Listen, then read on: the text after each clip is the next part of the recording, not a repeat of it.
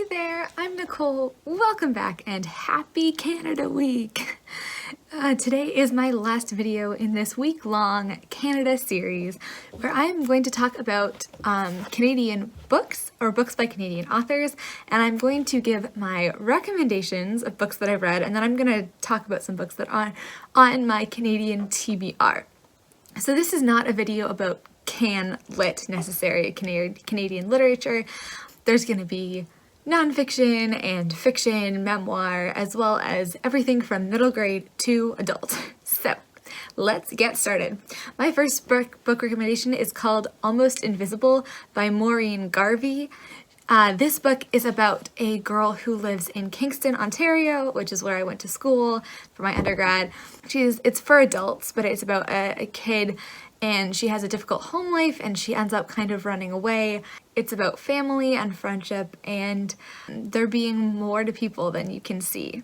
While I was reading it, it was really funny because I was sitting in my living room in Kingston reading this book, and it got to one scene and it said that something about like the parking lot of the metro, and I was like, oh my god, and I looked over and I was like, that is right there. It was right like outside my window. So I did this thing where I like held the book up to the window and I was like reading as I was like looking out and pretending that it was really happening right there. It was real fun. Okay, the next book recommendation is Book of Negroes by R. Lawrence. This traces the journey of a woman who is kidnapped in Africa, taken to the States. She's enslaved there, and then she actually gets her freedom through the American Revolution, where she goes to Nova Scotia as a loyalist, and it really just tracks her journey. And it's an incredibly well-written book, very well known in Canada as, you know, one of our best books, and it definitely discusses like racism in Canada, but it's also this strong woman's journey, and it's beautiful. The next book is Alias Grace by Margaret Atwood. Basically, honestly, anything by Margaret Atwood is good Canadian literature. If you search for Canadian literature, you basically get Ellen Montgomery, Margaret Atwood, and then like The Life of Pi and Room. But Alias Grace is particularly good. I love the mystery of it. I also love that it's partially set in Kingston at the penitentiary. The Kingston Penitentiary is crazy. It's so cool. It's like it's this huge limestone prison, and it's gigantic and it's beautiful. Like the architecture is gorgeous. I actually got to visit there because it's closed. It's not a prison anymore. It's too old. And yeah, but Alias Grace is set in Canada in the 1840s. The next book is Whenever You're Ready, and oh my god, I didn't write down the author when I wrote this down. So it is about a stage manager at the Stratford Festival in Stratford, Ontario. So the Stratford Festival, if you haven't heard of it, and hopefully they're going to continue to be able to do this. I mean, with the pandemic, it's awful, but they are this pillar of the arts in Canada. They hold a festival where they put on it's like 10 or 12 plays every summer. So they rehearse throughout the year, and then they put on the plays from May, starts previews, into October. They started as a Shakespeare festival, Stratford, after Stratford-upon-Avon in England, where Shakespeare was born. But they always do 2 musicals a season. They do a kids play. They do experimental theater. I've seen some amazing things there. It's unlike certain shows like on Broadway that are so commercialized by now. They're a nonprofit, so they're really focused on being experimental and doing artistic and classical theater, doing things that are more risky. And then they have crowd pleasers as well. So that is about a stage manager who worked at the Stratford Festival for something like 30-40 years, and she talks about the plays and the actors that she saw and what it was like to work backstage and see the evolution of this festival, and it's a really good book. My next book recommendation is They Said This Would Be Fun by Eternity Martis. I am, full disclosure, not finished this book yet. I'm about a few hundred pages in. It's the kind of book that you can't read all in one sitting because it's a hard book to read. It's about eternity, her experience mostly at a university in Canada, at Western University in London, Ontario.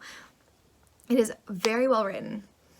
And it is taking a perspective about what is it like to be Black going to a mostly all-white university in a mostly all-white town. And this book has been really striking with me because I did not go to Western. I have friends who did, but I did go to Queen's in Kingston, and I think you could say Kingston and London are comparatively very similar. I've never read about these issues in a context that's familiar to me, if that makes sense, that I know so well. I know what university culture is. And so it really just, in terms of listening, reflect on my own actions and things that I was involved in or things that I saw, it really is hitting home. And it's really brought to this place of like, she grew up, 15 minutes from where I lived. She went to school at a school that looks exactly like mine. It's really understanding how is this in my community. And if you are in the States or somewhere and you've been to a university, I really suggest you read this because I imagine that the experience is not that different. Okay, the next one is a middle grade one. Obvious choice, but Anne of Green Gables by L.M. Montgomery. I don't know if I have to explain it, but it has such an amazing sense of place about Prince Edward Island, and Anne Shirley is hilarious, and it's a classic, and it's so cute. So definitely read Anne of Green Gables. There's actually 9 books or something like that. The first 3 are pretty good. I haven't tried to read the rest of them as an adult, but when I tried to read them when I was in high school, I found they got really boring. When Anne was older and she was just married. I liked her when she was young, but Anne of Green Gables and Anne of Avonlea and whatever the next one is, I'd say are winners. The next book I recommend is Too Close to the Falls by Catherine Gildiner.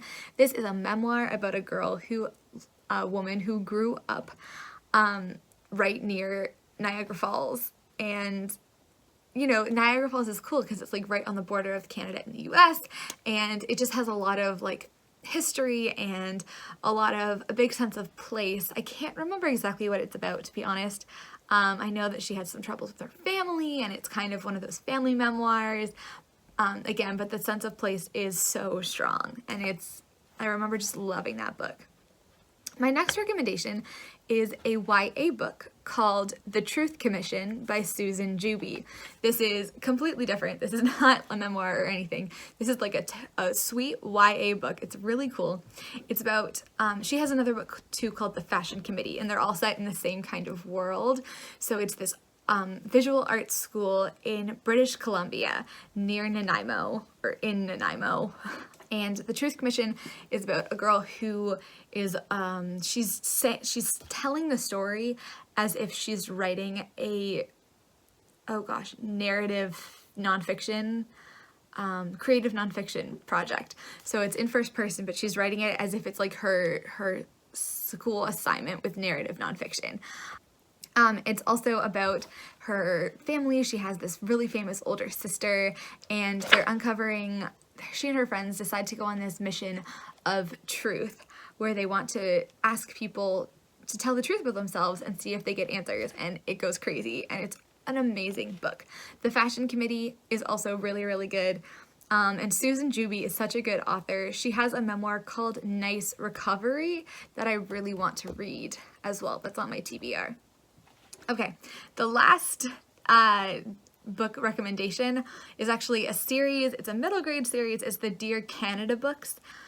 It is a series that fictionalizes a bunch of very important events in Canada's history. So there's one about the flu epidemic, Ukrainian internment diary, World War II, Plains of Abraham.